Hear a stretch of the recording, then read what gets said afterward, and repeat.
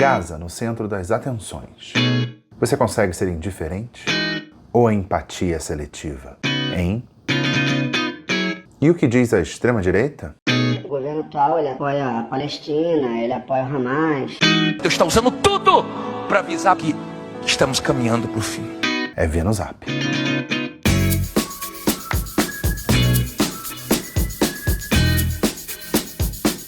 Colombiano de volta. Tudo bem, gente? Eu tenho tido umas cobranças aqui nos comentários e também nas redes sociais para eu fazer cortes, vídeos menores. Eu acho que seria até bom tirar uns trechos e tal, mas eu tô sem tempo. Então eu sou uma pessoa de 1 hora, eu não sou uma pessoa de um corte de 1 minuto, porque eu sou denso, complexo, profundo.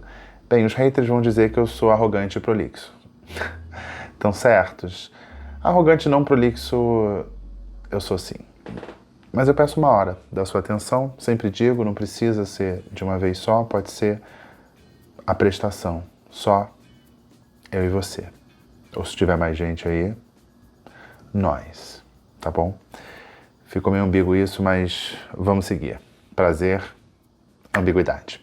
Então se inscreve no canal, me segue nas redes sociais. Seja bem-vindo, seja bem-vinda.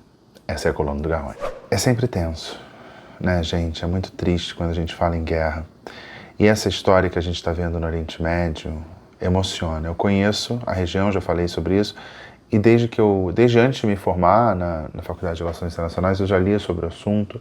Na redação, como eu fui editor de internacional, não tinha como não escrever sobre esse assunto, que é um dos principais, então é um assunto que me pega. A guerra é uma das piores coisas que o ser humano pode produzir de forma coletiva, né? Basicamente, sofrimento e morte. Tem uma tendência das pessoas consumirem informação para colar na imagem de quem a pessoa vê como adversário a ideia do mal absoluto. Porque na guerra, muito facilmente, você atribui a um lado o mal absoluto, né? Que você tem ali atrocidades cometidas por todos os lados. E sempre tem essas ilações, eu falei isso no vídeo passado, né? Trazer o que acontece num lugar muito diferente da nossa realidade, trazer para cá. Vou mostrar no VinoZap como a extrema-direita faz esse trabalho de forma sistemática. Pegar o pior da guerra e associar ao inimigo político. E aí, eu vou tentar sugerir aqui uma fuga desse olhar que é ali do consumo das manchetes. Eu poderia até radicalizar, e a radicalização talvez aumentasse os meus views, né? No ambiente com amigos ou pessoas que estão tentando pensar juntos sobre o assunto, você pode jogar uma ideia radical para testar uma hipótese, e vem alguém e fala assim, não, acho que é um pouco radical. Nesse ambiente que eu estou aqui, que na minha cabeça é um diálogo, porque eu converso com o que vocês escrevem, eu recebo mensagens de todos os meios, aqui é uma pessoa falando sozinha. Então, eu não posso jogar ideias radicais, eu tenho que ser prudente. E eu, como eu disse no vídeo passado, não sou a pessoa que acha que um genocídio de um lado ou do outro é a solução. Eu queria tentar expor aqui quais seriam os dois extremos estereotipados que são montados pelas pessoas ao consumirem informações, e geralmente informações que, como eu disse, só corroboram a visão que ela já tem sobre um assunto. A visão, basicamente, é de que o inimigo é só o inimigo. Não tem nada além de ser inimigo. Não tem qualquer lado humano, não tem nada complexo, nada multifacetado. Ele só é inimigo. Enquanto a única característica, a única natureza do outro é ser seu inimigo, ele pode ser tranquilamente eliminado. O discurso da eliminação cola muito mais quando você tem ali um alvo que é simples, sem complexidade alguma. Vou repetir aqui, porque eu não posso obrigar as pessoas a verem os 2 vídeos, então vou repetir aqui basicamente o que eu acho que é o mínimo denominador comum para a gente começar a conversar quando o assunto é o conflito no Oriente Médio. Israel resiste, deve ter o direito de existir, o Estado palestino deve existir um dia com soberania completa, lembrando que a maioria dos países do mundo reconhece o Estado palestino, União Europeia e Estados Unidos estão fora. A causa palestina é justa, o Hamas é terrorista, os assentamentos de Israel são ilegais, o bloqueio a Gaza já era cruel antes mesmo da guerra começar. Vale lembrar aqui que tem uma parcela da história que tem que incluir o Egito ali, porque a única passagem de entrada e saída é controlada pelo Egito. Eu estou falando antes da guerra começar, né? Agora que a guerra começou, a situação ficou ainda mais dramática. Jerusalém. E aí eu não vou nem me meter nessa história de Jerusalém, gente. Como eu falei no vídeo passado, é tão complexo. E eu acho que Jerusalém vai ser talvez a última coisa a se resolver. Então, quando resolver tudo e ficar só Jerusalém, talvez eu consiga pensar em qual seria ali o status que Jerusalém mereceria ter, mas por enquanto, como isso está muito longe de qualquer resolução, digamos, definitiva, eu me rogo aqui o direito de não ter opinião sobre Jerusalém, tá bom? Mas aí eu defini algumas opiniões. Se a gente pensar em Israel como mal absoluto, as histórias que a gente ouve convergem para uma posição, essa de que só existe um lado certo na história e o outro é o mal absoluto. Israel é um regime genocida que extermina o povo palestino oprimido. E aí o antissemitismo é algo muito maleável, que o antissemitismo é um dos preconceitos mais antigos e não precisa de motivo para ser antissemita. Uma vez que você envolva um judeu na história, né, seja lá o que significa judeu, né, porque tem essa ideia desse judeu imaginado, aí, como se existisse o judeu.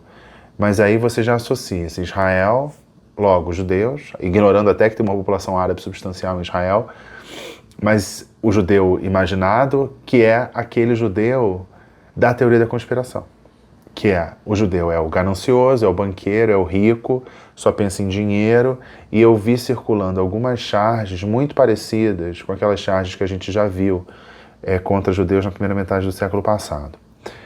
A visão estereotipada ignora a complexidade de Israel, a diversidade do que é ser judeu, diversidade tanto étnica quanto diversidade religiosa, porque há várias maneiras de praticar o judaísmo de forma religiosa e a maneira de praticar o judaísmo de ser judeu sem ser religioso. Israel não é um monolito, prova disso foram as manifestações sobre as quais eu já falei aqui, mostrei a minha cobertura lá, as manifestações que dividiam o país diante de um projeto do primeiro-ministro Benjamin Netanyahu de diminuir o poder do judiciário. Se havia manifestações sistemáticas contra o primeiro-ministro Benjamin Netanyahu, é sinal que a gente está falando de um regime democrático, né? Imagina qualquer país do Oriente Médio com manifestações populares por mais de 6 meses na rua, comparando Netanyahu às piores coisas possíveis, exigindo a sua saída, chamando ele de tudo e tal. Então, isso é para lembrar que a gente está falando de uma nação democrática. Como Israel ocupa territórios palestinos, segundo as Nações Unidas, de forma ilegal, e tem ali colônias, Israel, para algumas pessoas, incorpora essa ideia da potência ocupadora, que é, porém, a ideia de potência ocupadora que a gente tem, ou as pessoas têm, no imaginário. Qual é o imaginário que a gente tem de potência colonizadora? São os países europeus que colonizaram basicamente o mundo inteiro. Aqui no Brasil isso cola. Associar as colônias ou o Estado israelense, potência ocupadora dos territórios palestinos, como se brancos europeus fossem. E aí é um equívoco total, porque os judeus nunca foram vistos como brancos ao longo da história, sempre foram vistos como diferentes. Como aqui no Brasil, o judeu que as pessoas conhecem são os judeus vindos do leste europeu, basicamente, talvez seja o motivo da confusão. E na loucura desse pensamento binário, se você tem um discurso antirracista no Brasil, você teria que ser contra Israel. Só que assim, tem um povo que entende mais de racismo do que os judeus, né? Então não dá para fazer essa comparação nesse mundo binário. Um colega meu judeu que eu conheço, ele tem um desconforto grande quando fala em civilização judaico-cristã. Se a gente pensar na história dessa cultura da conspiração que pesa sobre a comunidade judaica, os cristãos, em especial a Igreja Católica, têm uma responsabilidade muito grande, porque fizeram sedimentar a ideia de que os judeus seriam deicidas. Deicidas, aqueles que mataram Deus, no caso Jesus, né, Espírito Santo, tudo igual. Então eles foram responsáveis. O cristianismo foi responsável por legitimar, de certa forma, ou entregar um discurso antissemita para que as pessoas pudessem destilar o seu ódio. Então, quando fala em civilização judaico-cristã, em certo sentido parece paradoxal. O que esse meu amigo judeu fala é de que essa ideia de civilização judaico-cristã serve para quando se está falando especificamente da Terra Santa. Porque ali, não sei se vocês têm essa ideia, mas no que a gente convenciona chamar de Terra Santa, ali os lugares históricos do cristianismo, estou falando do cristianismo especificamente, hoje há pouquíssimos cristãos na região. Em Israel, minoria mínima, e na Cisjordânia tem ali um pouquinho de cristão árabe. Então, o que a gente tem de cristianismo hoje na região são os árabes, ou os imigrantes e tal, tem um turismo muito pesado de cristãos para a região. Mas na falta de uma comunidade cristã relevante na Terra Santa, faz-se essa aproximação com aqueles que no passado o cristianismo só perseguiu, mas faz-se essa aproximação por entender que eles seriam ali povos irmãos ou povos primos contra os muçulmanos / árabes, demoníacos. Vocês vão ver isso porque isso é o conteúdo que está no Vinuzap. Quando se aponta o antissemitismo em alguns discursos, se diz, não é antissemitismo, é antissionismo, contra a ideia de os judeus terem um Estado, e um Estado ali no que a gente chama de Terra Santa, genericamente. Ou seja, em 1948, a instauração do Estado de Israel seria um erro histórico. Suponhamos que isso fosse uma premissa. Já existe o Estado de Israel, com população, com território, existe um Estado de Israel. Você defender que ele não deve existir é um erro histórico, falando que isso é antisionismo, como é que você resolve esse problema se não com a eliminação dos judeus, que para isso acontecer tem que ter antissemitismo? Então, é difícil você dissociar antisionismo de antissemitismo, né? Agora, pintei aí qual seria o mal absoluto do lado de Israel, dos judeus. Agora, qual seria o mal absoluto do lado dos palestinos? Uma ideia de que todos os palestinos são muçulmanos, o que já é uma generalização, de que todos são radicais, de que todos são terroristas, bárbaros e que todos praticam ou apoiam atentados. Nem todo mundo, e agora vamos focar na faixa de Gaza, que é dominada pelo Hamas, que é o grupo do qual se fala mais, porque foi responsável, digamos, pelo gatilho dessa operação de Israel contra a faixa de Gaza, diante daqueles ataques terroristas que mataram centenas de israelenses. A gente tem que pensar que a civilização árabe vai muito além do que a gente vê com os nossos olhos hoje. Existe uma intelectualidade árabe forte. Quando a gente ouve os relatos que saem tanto de Israel quanto dos territórios palestinos, você vê relatos em muitas línguas, provas de que aqueles dois povos são povos cosmopolitas, que já passearam pelo mundo de forma voluntária ou de forma forçada, né? Quando a gente fala de diáspora, a gente fala de forma forçada. Não tem como a gente saber o grau de apoio dos moradores da faixa de Gaza ao Hamas, porque ali não tem uma democracia. O Fatah, que é a organização palestina que comanda a Autoridade Nacional Palestina, perdeu força e é uma facção moderada porque reconhece o Estado de Israel. Eu pintei aí o cenário radical, que você teria um regime genocida que extermina um povo oprimido, isso seria uma visão radicalizada do que é Israel, e um povo radical, islâmico, terrorista, bárbaro. São as duas visões que podem não estar expressas nos noticiários, mas muitas vezes estão sugeridas no noticiário. E aí a gente tem que parar para pensar numa coisa que inevitavelmente acontece em guerra, né? Porque a gente fala em Israel, o primeiro-ministro, o porta-voz do grupo e tal, você dá voz aos representantes desses grupos e as imagens que se vê são de pessoas meio que sem nome, são imagens coletivas. Em destaque aí o que acontece na faixa de Gaza. Os jornalistas estão sem acesso à faixa de Gaza. Quem está cobrindo lá são jornalistas que já estavam lá antes do conflito começar. Ao contrário de Israel, que depois que começou, teve ali os atentados que provocaram essa guerra, começaram a vir jornalistas do mundo inteiro. Então aumentou muito o número de jornalistas e aumentou muito a cobertura, de um lado, porque em Gaza você não consegue acessar.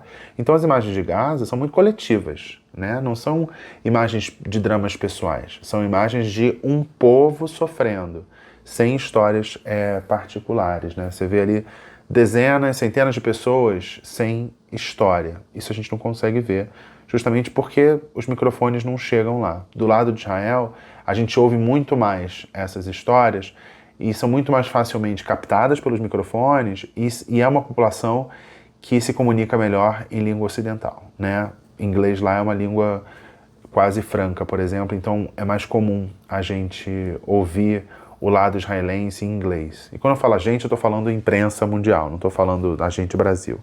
Então a gente tende a conseguir mais ouvir o que falam os israelenses.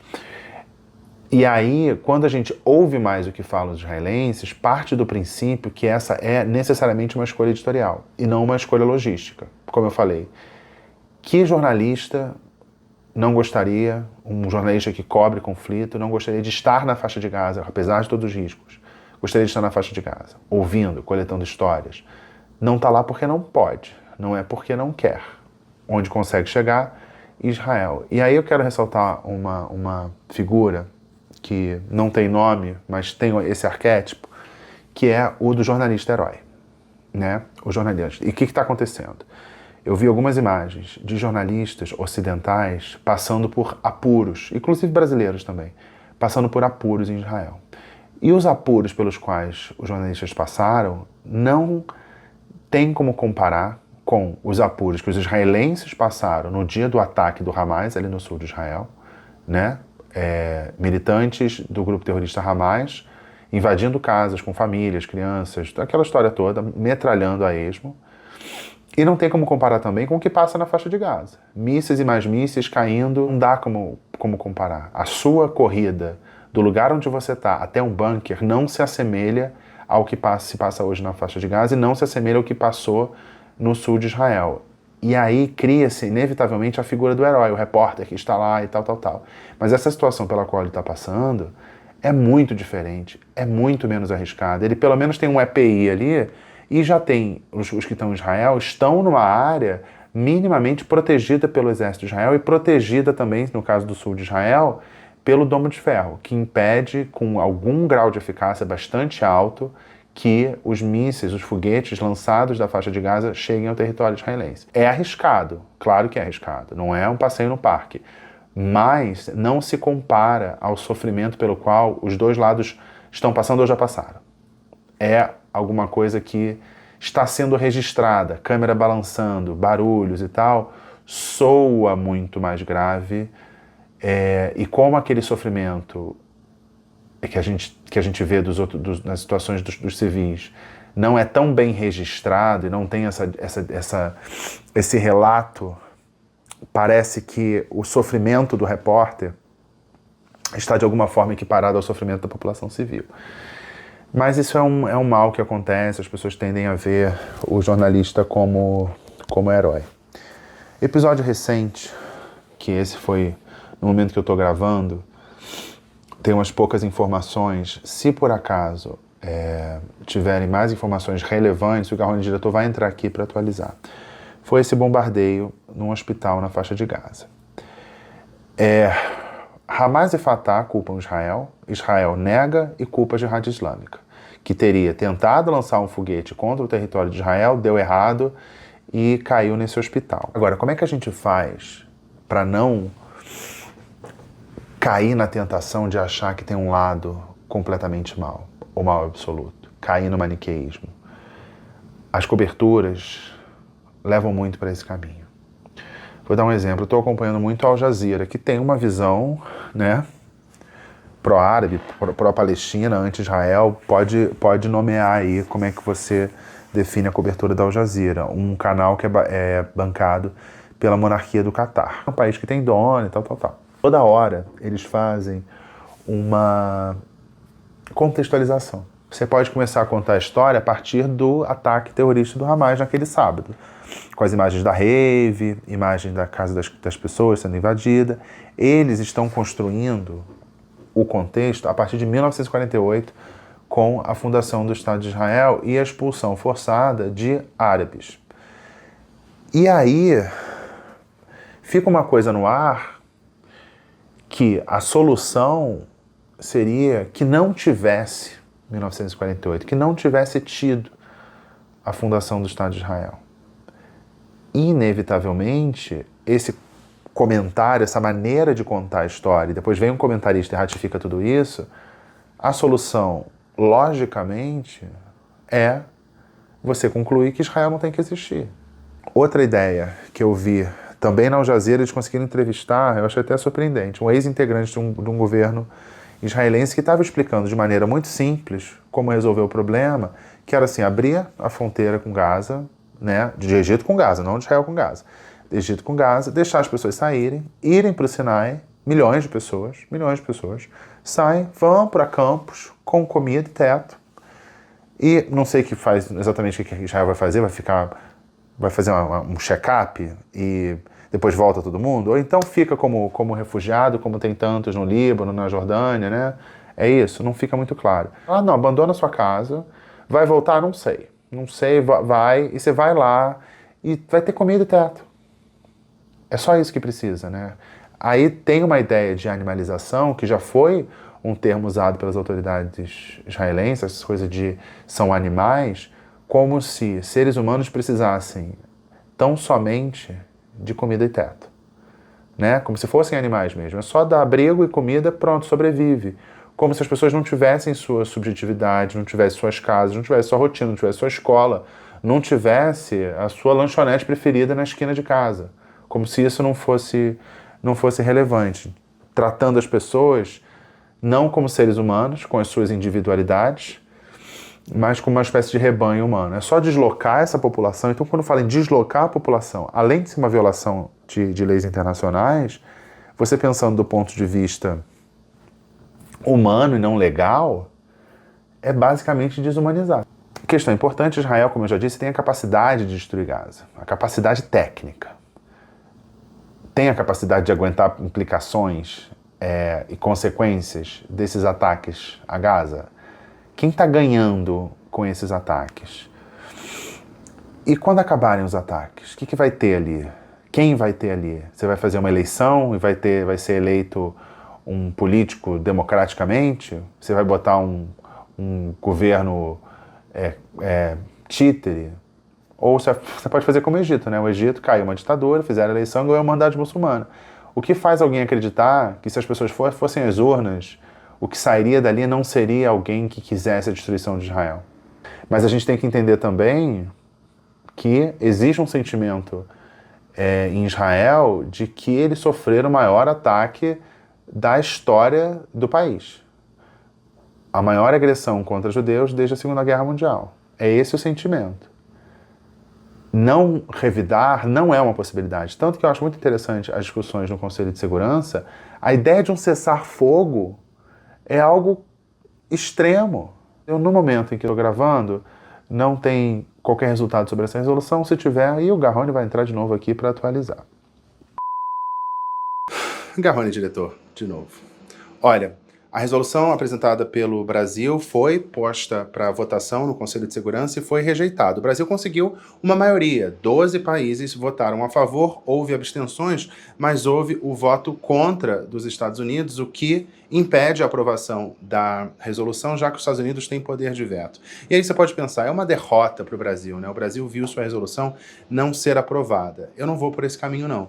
Eu acho que até a gente tem que louvar a diplomacia brasileira, porque conseguiu ali um consenso e conseguiu fazer com que os Estados Unidos evidenciassem a sua posição. Não há como fazer com que os Estados Unidos mudem de posição em relação a Israel. Mas também a gente não pode ignorar que com essa resolução se mostrou ali uma opinião da opinião pública mundial, ali parte da opinião pública mundial representada no Conselho de Segurança, a favor daquelas medidas. E é importante a gente ressaltar as medidas, já que o governo brasileiro vem sendo muito criticado, de forma, eu acho até equivocada. Ali na resolução, por exemplo, tratava os ataques do Hamas no território de Israel como terrorista e propunha um corredor humanitário e dava ali prioridade para assistência humanitária. Nem pediam cessar-fogo. Mesmo assim, os Estados Unidos votaram contra. Então, quando a gente lê a manchete, resolução proposta pelo Brasil é rejeitada, a gente pensa, uma derrota para o Brasil. Não necessariamente. Foi ali uma tentativa, sim, de fazer um consenso, não houve o consenso com todos os países e ficou muito clara a posição dos Estados Unidos de alinhamento total a Israel. Pela atenção, obrigado.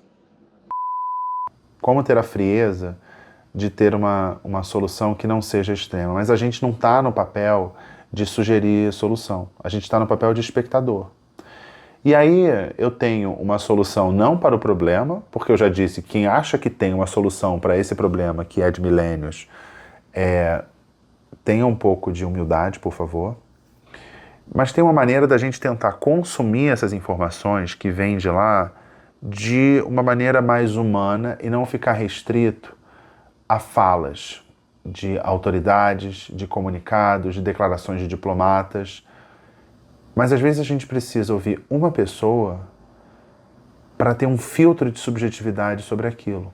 Não entendeu? Eu vou dar uns exemplos aqui. Esse primeiro eu tirei do podcast do New York Times, que é o The Daily. Posso deixar o link aqui, um áudio, um podcast, cujo título é Voices of Gaza. Vozes de Gaza. E houve um menino palestino de 23 anos com inglês fluente. Ele narra a morte de pessoas próximas e ao longo da entrevista acontecem vários ataques. E ele vai relatando, por exemplo, as medidas de segurança que ele tem que tomar. Se há um risco de ataque ou ele sabe que está começando um ataque, tem que abrir as janelas. Porque se deixar a janela fechada, estoura o vidro. Ele conta, por exemplo, que as famílias estão se reunindo e dormindo juntas, como uma espécie de comunidade de apoio, mesmo que o apoio seja só moral. E essas famílias dormindo juntas, no caso de um ataque, são mais suscetíveis a morrerem juntas também. Nessa conversa com uma repórter do New York Times, por telefone, ele diz não gostar do Hamas, ali é uma ditadura religiosa, então será que ele está... Eu não sei o quão independente ele é, ou quão livre ele está para falar disso. Não sei. Mas ele questiona o que tantos anos de bloqueio acarretariam. Né? Você pode achar a reação péssima. Eu acho, é um atentado terrorista. Mas dizer que aquela raiva do Hamas não é esperada, de novo, aquela ideia do inimigo ser o mal absoluto. E que tipo de informação esse cara tem na faixa de Gaza sobre esse bloqueio? Que tipo de atividade coletiva ele tem? Mesmo sem luz, ataques constantes durante a entrevista, acontece o chamamento para reza. Sexta-feira, ele é chamado para rezar. E ele vai rezar.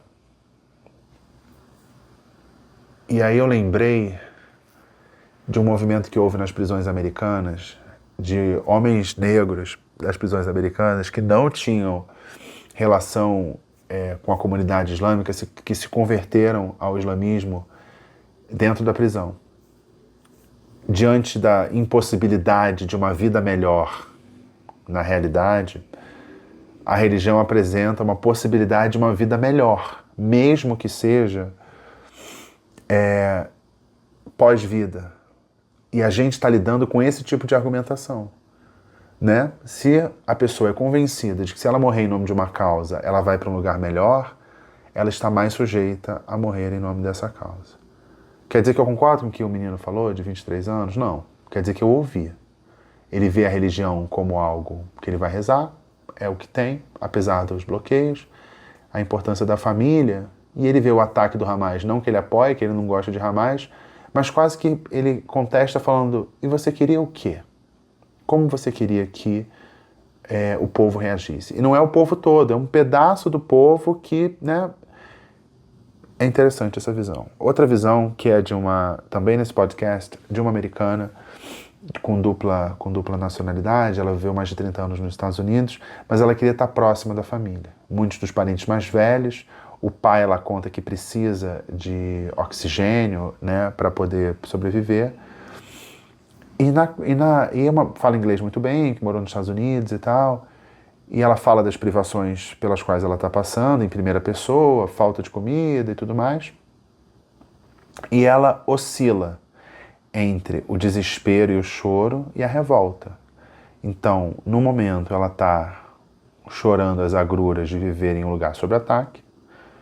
Segundos depois, ela está em tom de revolta, gritando no telefone, falando, então nos matem, vocês querem nos jogar no mar? Então nos joguem. Então ela fica ali entre a revolta e o desespero. Ela está certa? Cabe fazer essa pergunta, se ela está certa ou o outro menino está certo? Aí eu vou dar 2 exemplos. Eu dei 2 exemplos de Gaza e 2 exemplos que eu vi relacionados ao lado israelense da história. Uma entrevista que eu vi de uma mãe, ou era um pai, estou na dúvida. Mas enfim, de um parent. Diante da realidade de que teve um filho sequestrado e que o filho está em Gaza, o que ele mais queria era ouvir a voz do filho para ter certeza de que está vivo. Só isso. Olha esse sofrimento. Você viu as imagens de como as pessoas foram levadas para Gaza. A gente viu as imagens, arrastadas e tal. A gente vê o que o Hamas é capaz de fazer. E você sabe que seu filho está lá. E você sabe que na cabeça do Hamas você representa o mal absoluto. Na cabeça do Hamas não tem civil e militar. É todo mundo infiel, ocupador, que merece morrer. Dá para dizer que esse sofrimento do pai não é genuíno? Você pode discordar da existência do Estado de Israel. Eu acho que isso aí implica uma visão genocida da coisa. Mas, ok. Você pode não querer que Israel exista, mas você não tem como não se comover com o sentimento desse pai. Outra imagem que eu vi que é marcante foi despedida de mãe e filho num aeroporto aqui no Brasil. O filho com dupla cidadania voltava para Israel para lutar na guerra. A mãe embarcando o filho para a guerra, triste, mas ao mesmo tempo apoiando completamente. Estão ali 2 valores, né? A maternidade e a proteção que a maternidade implica, e a defesa do que os judeus entendem, eu falei no último vídeo da Síndrome de Massada, no que eles entendem como uma luta para a sobrevivência daquele grupo. É difícil descrever isso, mas conversando com pessoas em Israel, que não conheci brasileiros em Israel, que não moravam lá, mas ele falava, nossa, é muito diferente morar aqui, porque aqui eu não preciso explicar quem eu só sou. Eu não preciso explicar meus hábitos, meu calendário, minha roupa, eu só sou. Então Israel é esse lugar. Mesmo que o judeu não more em Israel, Israel existir tem uma ideia de que há um lugar para ir. Se tudo der errado, tem um lugar para ir. E quando esse lugar é visto como sob ameaça, nada mais natural, entre aspas, do que querer ir para lutar, defender essa terra. E aí você tem uma mãe despedindo do filho. A mãe apoia o filho, mas tem medo de perder o filho. E apoia mesmo assim. Qual sofrimento é maior? Da pessoa que está sendo bombardeada, do cara que perdeu o filho, da pessoa que morreu no ataque terrorista do Hamas?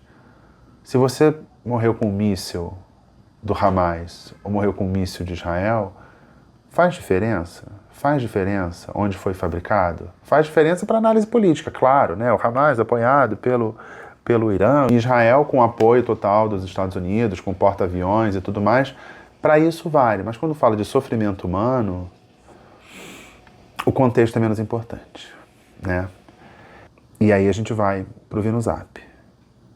Ali no ambiente do VinuZap, há um entendimento de que palestinos, árabes, muçulmanos são tudo uma coisa só, e são todos terroristas, e compõem o mal absoluto. E mais do que isso, de acordo com o que dizem as pessoas que postam nesses grupos, todos esses são companheiros do presidente Lula.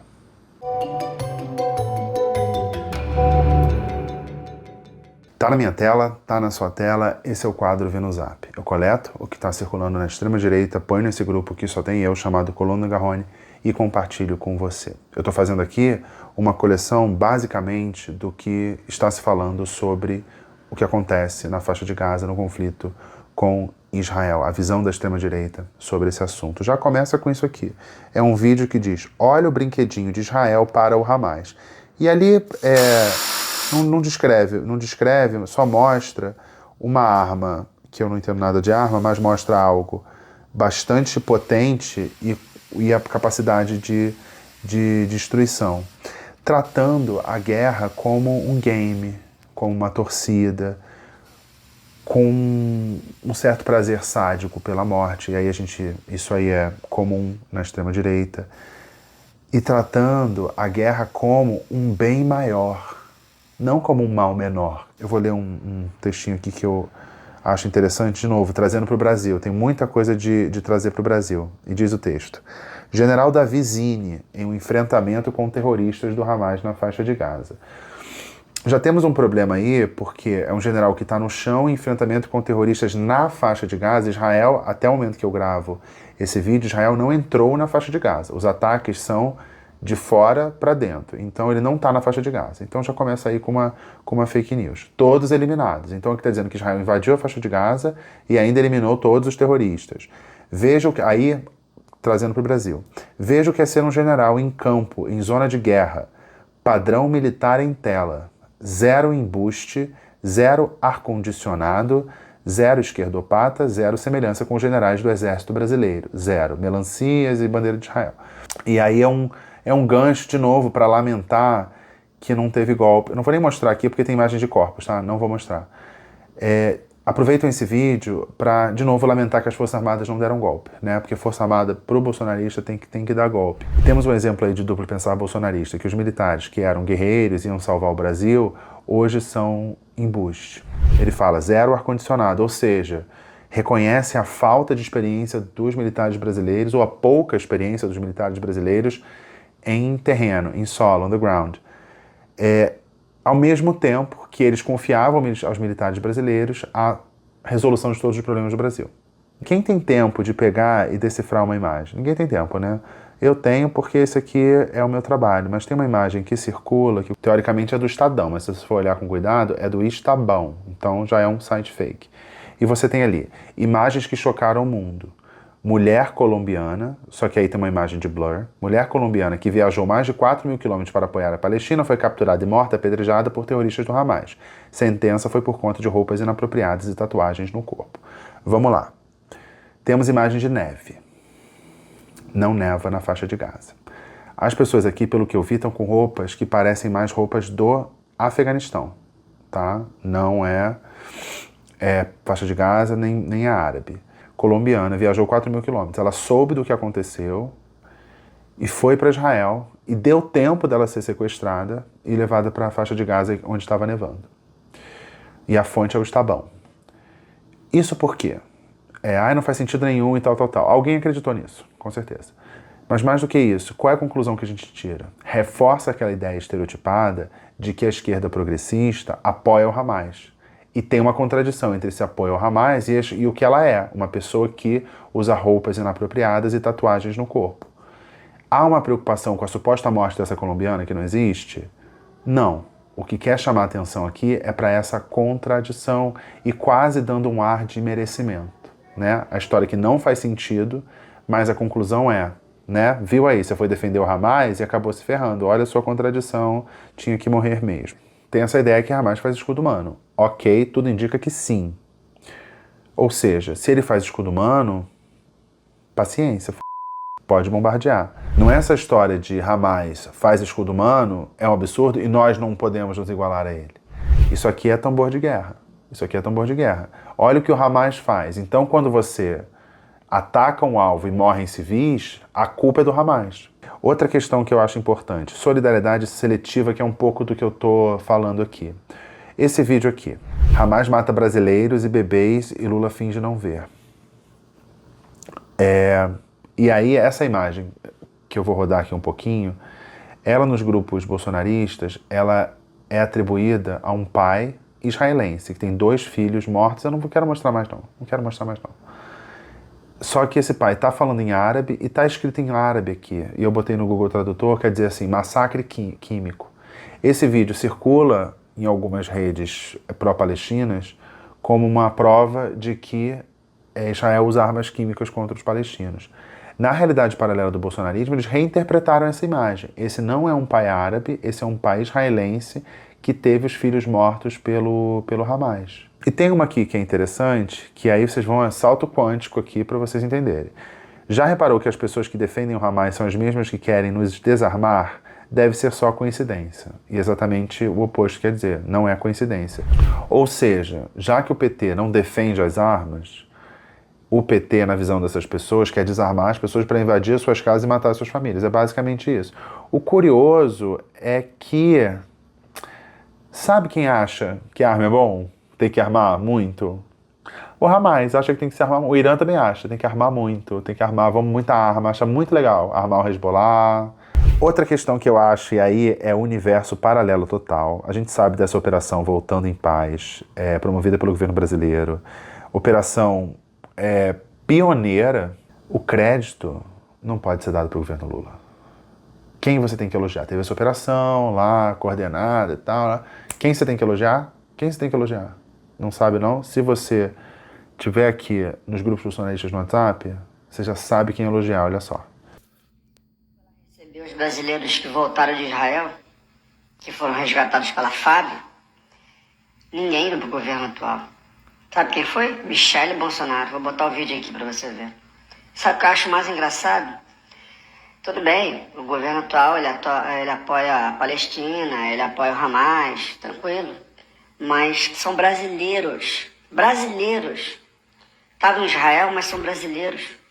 Por que não foi ninguém lá recepcionar os caras? Aí engraçado, né?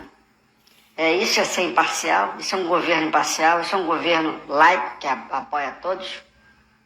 Nenhuma. Sempre teve lado e sempre vai ter. Olha o vídeo aí. E aí tem o vídeo da Michele Bolsonaro acolhendo ali uns brasileiros, eu não sei exatamente onde é, e também não importa. Primeiro, aquela ideia de que o governo apoia o Hamas, a Palestina e logo o Hamas, já é uma premissa. O que a gente vê como sem sentido, já que o Brasil já chamou de terrorista, botou na resolução da ONU, Lula falou terrorista, já é uma premissa de que Lula apoia o Hamas. E ele fala, são brasileiros, por que ninguém foi lá? E ele está falando lá, nesse caso, é o aeroporto. Só que são brasileiros, por que ninguém foi lá na Terra Santa? Só que foi, né? Então, lá no aeroporto é uma coisa super louvável. No aeroporto e tal, vai no aeroporto. Agora, ir lá buscar no aeroporto Ben Gurion, isso aí é uma coisa, isso aí é um detalhe. E ele fala assim, a FAB não passa como uma decisão do presidente Lula, deve ser também do prefeito de Sorocaba. Uma informação importante, uma fake news que circula bastante, mas aí, né, não adianta desmentir, que é isso aqui, ó. Tá aí a Ratazana é o Lula com o chefe do Hamas. Se você pensar de maneira metafórica, talvez só possa chamar o chefe do Hamas, mas esse aqui é o presidente do Irã, o Ibrahim Raisi, e essa foto foi tirada na reunião dos BRICS. E o Irã vai passar a integrar os BRICS, depois da expansão dos BRICS, o Irã vai fazer parte, tirada lá na África do Sul, tirou uma foto, só que você vê alguém com essa roupa, que é de um muçulmano xiita, o Hamas é sunita, você tem um muçulmano xiita com essa roupa, a bandeira do Irã atrás, você não olhou, e você diz que é o chefe do Hamas. Vocês vão conhecer essa pessoa, eu não vou esconder a cara, porque é uma pessoa conhecida. Olha só. É importante nós mostrarmos o vídeo de um pai que preferiu saber que a filha estava morta do que refém nas mãos do Hamas. They just said, we found Emily. She's dead. That was the best possibly that I was hoping for. She was either dead or in Gaza. Death was a blessing, an absolute blessing. A morte da minha filha foi uma bênção.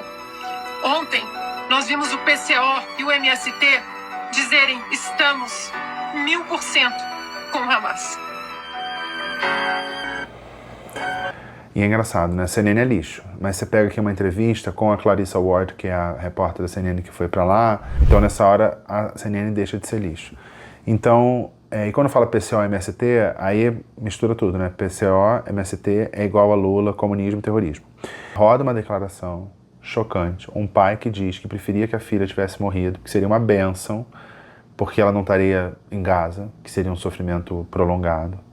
É algo muito forte. Aí você pega isso e é para atacar um rival político. O bolsonarismo tem uma relação muito próxima à extrema-direita, extrema-direita antissemita, inclusive. O caso da deputada alemã, neonazista, que veio para cá recebida por Bolsonaro. Você teve o caso do secretário de Cultura do Bolsonaro, que citou Goebbels, louvando Goebbels. Ele apoia o Viktor Orbán, que é um antissemita. Só que, nesse contexto aqui, ela pega a dor desse pai para atacar a esquerda do país dela. Eu fico pensando, num partido que o PCO nem tem representação no Congresso, tá? Então eu falo PCO. O que é o PCO? Né? Que ele é tão extrema-esquerda, que às vezes faz a curva e parece bolsonarismo. Aproximar de temas locais, realidades tão distantes, eu acho muito canalha. Ainda mais eu fico pensando, se esse senhor, ele não vai ver isso, mas se ele vir que o choro dele foi usado para atacar um grupo político de um país que ele provavelmente não conhece, um movimento político que muito provavelmente ele não conhece, não sei se ele vai achar isso prudente. O drama é humano, acabou. O drama humano, pai, filha, essa é a história. Pai, filha, pai, filha, pai, filha. Não entra PCO e MST. Mas, vamos lá. E outro discurso que tem sempre é discurso de apocalipse. Porque, assim, o cristianismo precisa disso, né? Precisa da escatologia, precisa do fim do mundo para poder justificar a sua existência, né? E o cristianismo tem feito isso de forma bastante caricata até. Deus está usando tudo, o tempo, a natureza, as situações, Deus está usando tudo para avisar para o ser humano que estamos caminhando para o fim. Acabamos de ter uma tragédia mundial. Muitos filhos não enterraram os pais porque morreu com Covid. Muitas pessoas não viram os familiares nos últimos segundos de vida.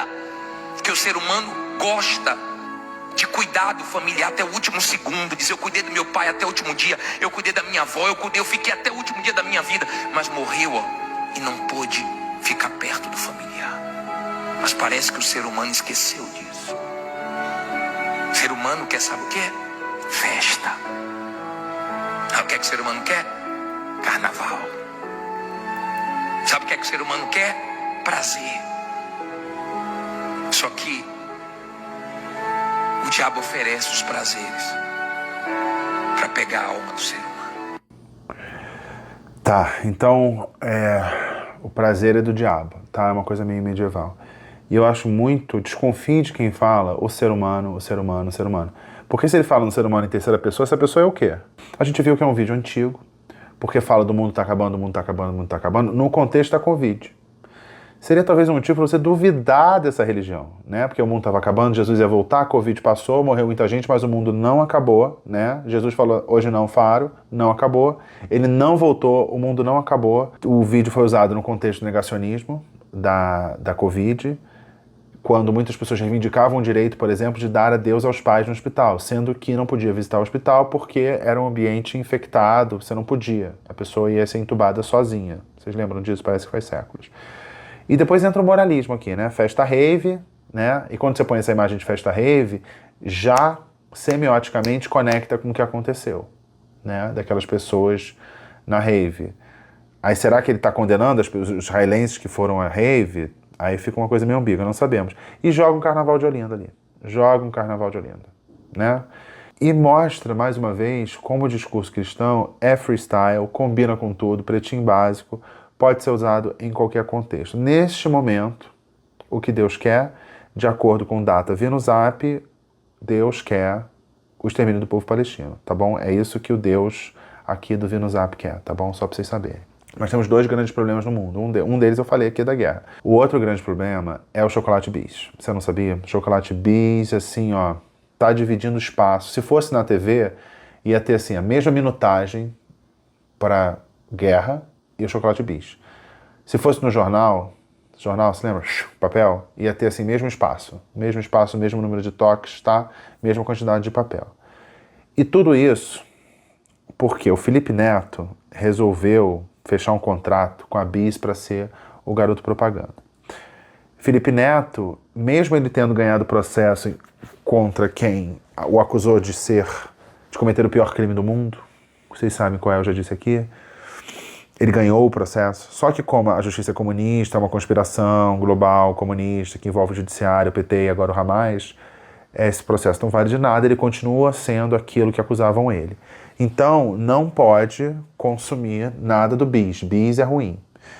E aí eu vou mostrar rápido, tá? Porque esse assunto não é relevante só pra gente pensar o quão distante do que a gente costumava chamar de realidade vivem essas pessoas. E aqui, por exemplo, já põe a Janja. Janja tá sempre aqui, eles odeiam a Janja, né? Misoginia, a gente sabe. Então aqui, biscate. Eu não vou nem rodar o vídeo, tá? Mas a capa do vídeo é sem anistia. Então, esse aqui, por exemplo, é interessante, ó. Se lembra do Siqueira Júnior? Aquela ideia de ele falar do CPF cancelado, que é quando morre bandido. E aí eles fazem um insert e é assim, não coma bis. CEO da empresa dona da bis integra o conselhão de Lula, ou seja, vamos boicotar. Felipe Neto é garoto propaganda da Lacta. Então você não pode comprar bis, diamante negro, sonho de valsa, tá bom? Então, muito importante. Você quer cuidar da sua família? Tem uma orientação aqui que circula nos grupos bolsonaristas. Aqui em casa é assim, ó. Simples. Quem lacra, não lucra. E aonde a gente tem que colocar isso aqui? No lixo. Isso aqui é um protesto racional. O dinheiro é meu, eu faço o que eu quero. Quando cada brasileiro entender o poder que tem, essa turma para de lacrar e faz a gente otário. Fechou? Bis, comigo agora é no lixo. Então você joga a comida no lixo porque você é consciente. E eu acho muito interessante esse slogan que eles usam de quem lacra não lucra. O que é isso se não uma lacração? Você jogar a comida fora. Tem agora uma campanha que se sugere. Mais uma campanha. O alvo é Xuxa. E aí você vai descobrir quem é o baixinho favorito da Xuxa. Olha só. Depois de Lacta, nunca mais chegou a hora da gente dizer Xuxa, beijinho, beijinho e tchau, tchau, querida. Xuxa lançou um novo filme e eu tô aqui pra pedir pra você compartilhar esse vídeo, porque já passou da hora da gente boicotar essa mulher. Os motivos são óbvios. Nós não temos a obrigação de fortalecer quem só prejudicou o país. Ou você já esqueceu de tudo que ela fez durante a campanha a favor do Lully?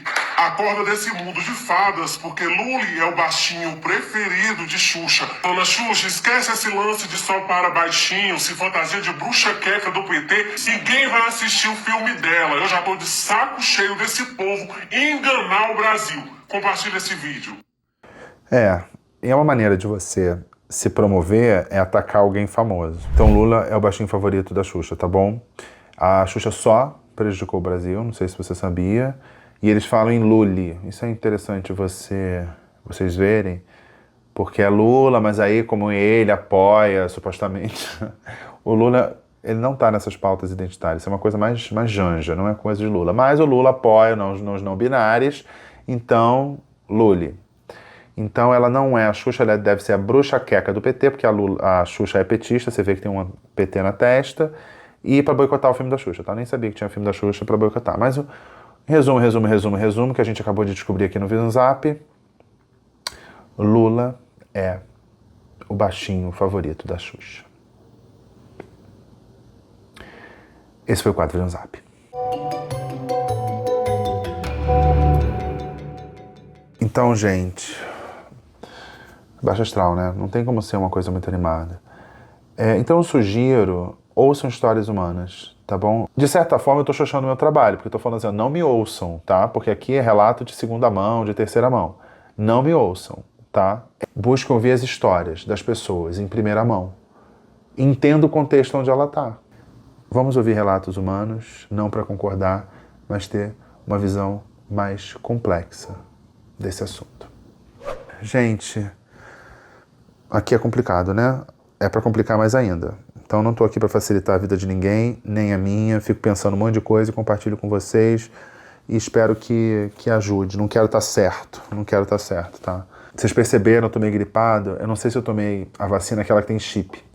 E agora, não sei se eu não atualizei o software, ou então tá fora da área de cobertura, aí fiquei assim. Então, fiquei gripado, gente. A seguir, Francisco. Francisco continua viajando, porque ele é assim, ele acumula milhas. Francisco é isso. E ele tem espaço garantido aqui, mesmo que o vídeo dele, semanal, não tenha nada a ver com o resto. É o espaço que ele conquistou aqui. Colangoni ficou por aqui. Um beijo, tchau. Até a próxima. Semana que vem vou viajar, talvez tenha vídeo de viagem. Vocês não gostam, mas vai ter. Tchau.